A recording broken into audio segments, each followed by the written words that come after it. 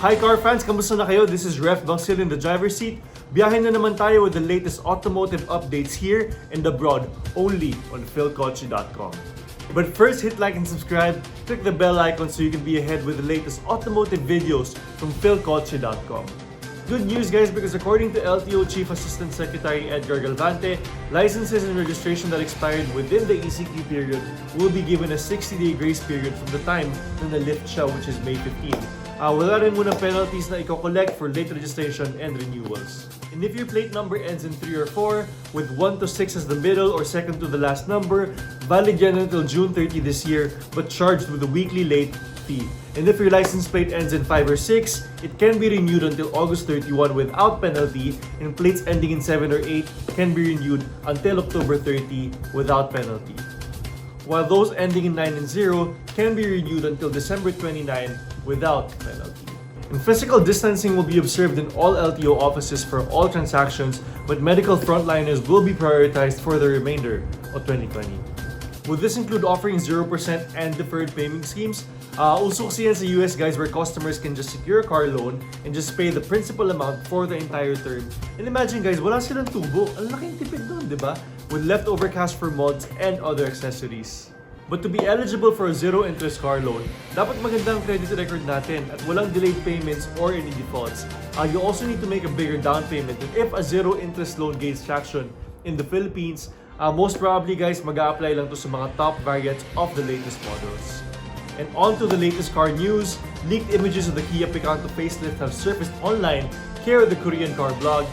Considering na 3 years na ang Picanto sa market natin, saktong-sakto na to for a refresh.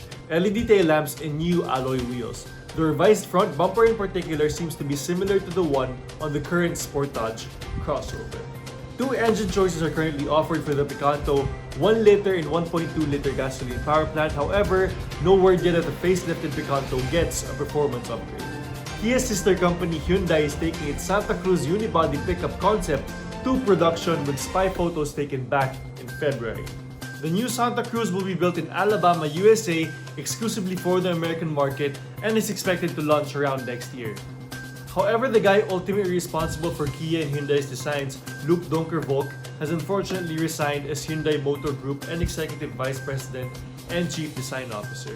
The development comes just as Hyundai is embarking on an aggressive global campaign. Unfortunately, personal reasons daw ang dahilan ni Donker-Volk sa pag-alis niya sa Hyundai.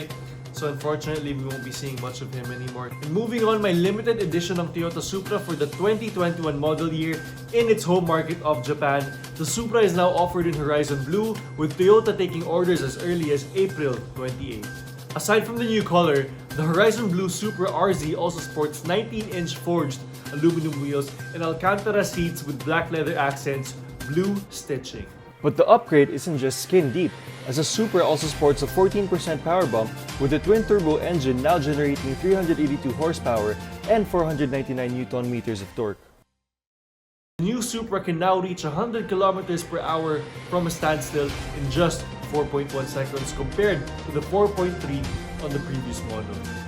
They've also added a front brace which reinforces body rigidity, while a retuned suspension improves cornering. Ganda diba guys, but you better act fast, as Toyota says only 100 units will be sold beginning October this year.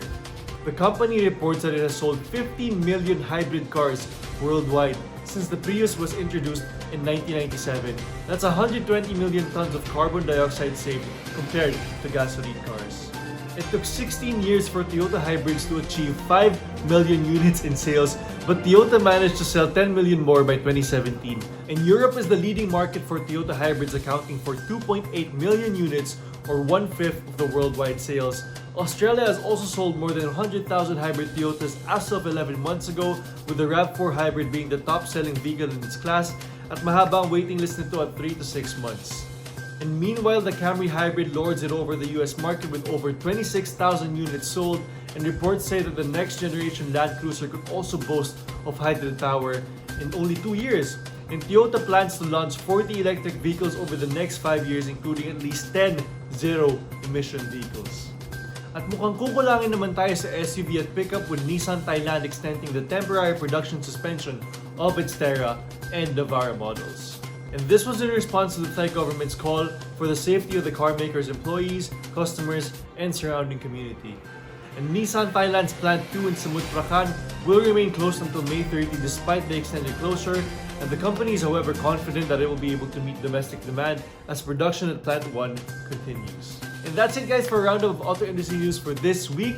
Again, my name is Ref Bangsil, happily serving you along with Philkotse, and stay updated with us on the latest developments with Philkotse.com. That's it guys, see you guys next week.